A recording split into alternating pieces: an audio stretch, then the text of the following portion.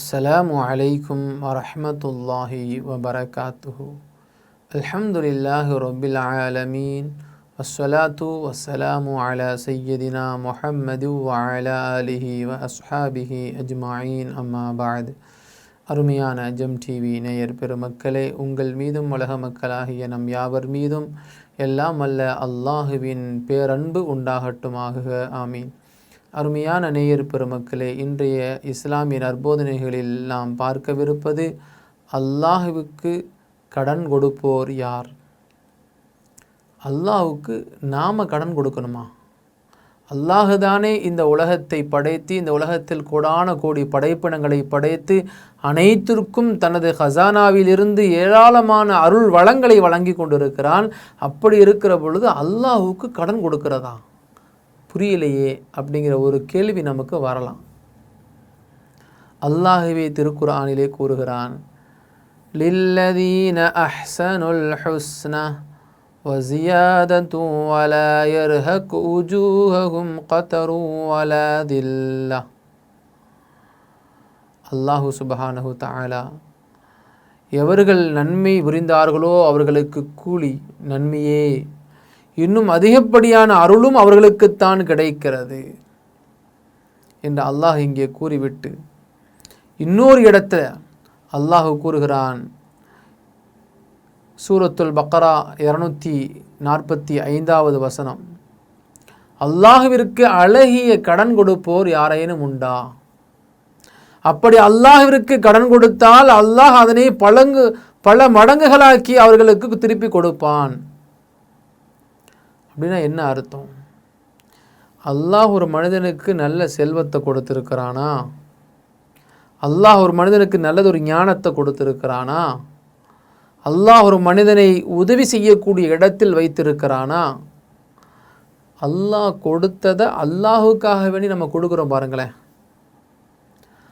அல்லாஹ் கொடுத்ததை அல்லாஹுக்காக வேண்டியே நாம் இறை வழியில் செலவழிக்கிறோம் பாருங்களேன்.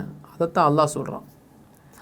நீங்கள் படைத்த இறைவனுடைய சிந்தனையிலே கொடுத்ததை நீங்கள் தாராளமாக வாரி வழங்கும் வள்ளலாக நீங்கள் எடுத்தால் அல்லாஹ் அதற்கு பல மடங்கு உங்களுக்கு நன்மையாக திருப்பி கொடுக்கிறான் என்று திருக்குர்ஆன் வசனமே நமக்கு கூறுகிறது. உதாரணமாக ஒரு திராட்சை பழத்தை நம்ம தர்மம் செய்கிறோம் என்று வைத்துக்கொள்வோமே, இறைவன் எத்தனை மடங்காக திருப்பி தருவான் என்று எண்ணி பாருங்கள். அல்லது ஒரு ரூபா ஒரு ஆளுக்கு நம்ம தர்மம் செய்கிறோம், அதற்கு எவ்வளோ நன்மை கிடைக்கும் நம்மனால் சொல்ல முடியாது. அது மட்டுமல்லாமல் நாம் நமது சிந்தனைகள் எந்த அளவிற்கு உகந்ததாக இருக்கிறதோ அதை பொறுத்து தான் நமது சிந்தனையிலே அல்லாஹு தஆலா பார்த்து தன்னுடைய அடியானுடைய கல்வி இந்த அளவிற்கு இருக்கிறது, தன்னுடைய அடியான் நாம் எந்த வழியை பின்பற்ற வேண்டும் என்று சொல்லியிருக்கிறோமோ அதை சரியாக பின்பற்றுகிறான் என்கிற உள்ளத்தை அல்லாஹ் பார்க்கிறான். நாம் ஏற்கனவே சொல்லியிருக்கிறோம், அல்லாஹு சுப்ஹானஹு தஆலா ஒரு மனிதனுடைய விஷயத்தில் யன்துரு இலா குலூபிக்கும் அல்லாஹ் ஒவ்வொரு மனிதனுடைய கல்வை பார்க்கக்கூடியவனாக இருக்கிறான். தன்னுடைய உடல் அமைப்போ தன்னுடைய செல்வத்தையோ அல்லாஹ் இங்கே பார்க்கவில்லை, மாறாக யன்துரு இலா குலூபிக்கும் தன்னுடைய அடியானுடைய கல்வி எப்பேற்பட்ட சிந்தனையில் இருக்கிறது என்பதை அல்லாஹ் இங்கே பார்க்கக்கூடியவனாக இருக்கிறான். அத்தகைய சிந்தனை நன்மையானதாக இருந்தால் நமக்கு அல்லாஹுவால் கொடுக்கப்படக்கூடிய நிஅமத்துகளும் பன்மடங்காக இருக்கும் என்பதை இங்கே அல்லாஹ் பதிவு செய்கிறான். அது மட்டும் இல்லாமல் நபிகள் நாயகம் ரசூலுல்லாஹி ஸல்லல்லாஹு அலைஹி வஸல்லம் அன்னவர்கள் ஒரு சமயம் அவர்களிடத்தில் ஒரு கிராமவாசி ஒட்டகத்தை கொண்டு வந்து காமிக்கிறார். மூக்கணாங்கயிரோடு அந்த ஒட்டகம் நின்று கொண்டிருக்கிறது. அல்லாஹ்வின் தூதரே, இந்த ஒட்டகத்தை இறை பாதையிலே நான் தானம் கொடுக்க விரும்புகிறேன். அவர் ஒட்டகத்தை பிடிச்சிட்டு வர்றாரு. ஒரு கிராமவாசி, பெரிய ஒரு செல்வந்தர்லாம் கிடையாது, ஏதோ ஒட்டகத்தை கையில் வச்சிருக்கிறார வந்து ரசூலுல்லா கையில் கொடுத்து, யார் ரசூலுல்லா அந்த ஒட்டகத்தை நான் தானமாக கொடுக்க விரும்புகிறேன், நீங்கள் வாங்கிக்கங்கன்னு சொல்கிறான். உனக்கு தேவைகளுக்கு எனக்கு அல்லாஹ் கொடுப்பான், தேவைகளுக்கு சில ஒட்டகங்கள்லாம் இருக்குது யார் ரசூலுல்லா.